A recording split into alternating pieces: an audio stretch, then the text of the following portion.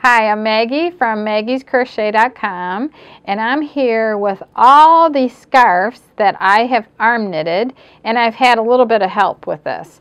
At this point, I've arm knitted an afghan, and then I've arm knitted all of these scarves in various yarns. So by doing this many projects, I've learned a lot of tips that will help you to be a better arm knitter.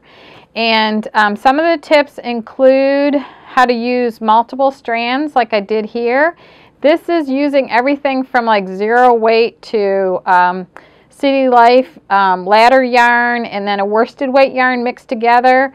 And then there's tips in how to measure your yarn, how to mix and match colors and dye lots and your gauge, and using the beginning and the end of a ball to create 2 strands, or create like even 4 strands out of 1 skein of yarn. Adding yarn, what to do if you need to take it off your arm, what if you wanted to bind off on an opposite arm. I'd show you how to do that. So I am madly in love with arm knitting, and I used to knit when I was very young, and I was pretty good at it actually. I wouldn't even know how to do what I used to do when I was young. But anyway, I just love this. I just think it's a lot of fun, and I've been teaching my friends also. And I love teaching people because I can slow the whole process down and see where they struggle, and then I can create good tips for you, and that's what I want to share in this video series. So this is Lion Brand Homespun. This is Starbella. This is Starbella Flash. This is Deborah Norville Serenity Chunky Yarn. This is a mix of Premier Yarn, City Life,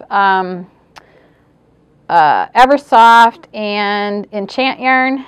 This is actually a 12-foot scarf that I made using 3 strands of Deborah Norville Serenity Chunky in chocolate. But all of these are in separate videos, and this is just to introduce all of the tips that I have for you. And then this afghan was done in Deborah Norville Serenity Chunky also. So anyway, let's get started on your tips, and make sure that you watch all of them. There's probably going to be about 20 at least 20 tips in this series. And I want to thank you for watching. And if you have any questions or comments, just write them below, and the links to all the videos and everything will be listed below. Thank you. So in this tip, I want to explain to you about how to decide on how many yards long your long tail should be to cast on. So depending on whatever yarn you have, basically 1 yard equals 3 stitches. And your basic scarf is probably about 9 or 10 stitches wide, depending on the thickness of your yarn. And you want it to be pretty thick, but they're kind of working out to be that.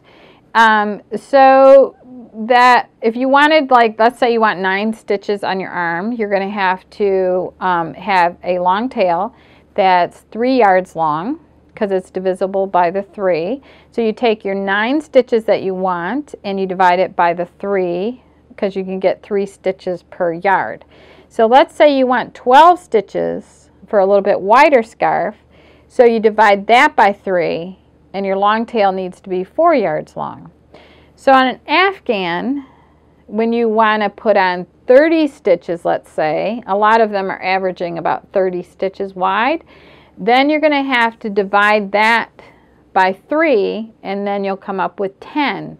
So you know that your long tail needs to be 10 yards long. So that's how you decide how long your long tail should be for your long tail cast on. So if you want to watch, there's a ton of other tip videos, and all of these projects that you see here are on separate videos. And if you have any comments or questions, just write them below. And thank you for watching. Definitely done with the long tail right now, because there's only groups of 4 on my arm right now. Doesn't that look beautiful, those shades of blue? Down, or something happens where you drop it, you don't want all your stitches to unravel. So for the next group, you skip that one.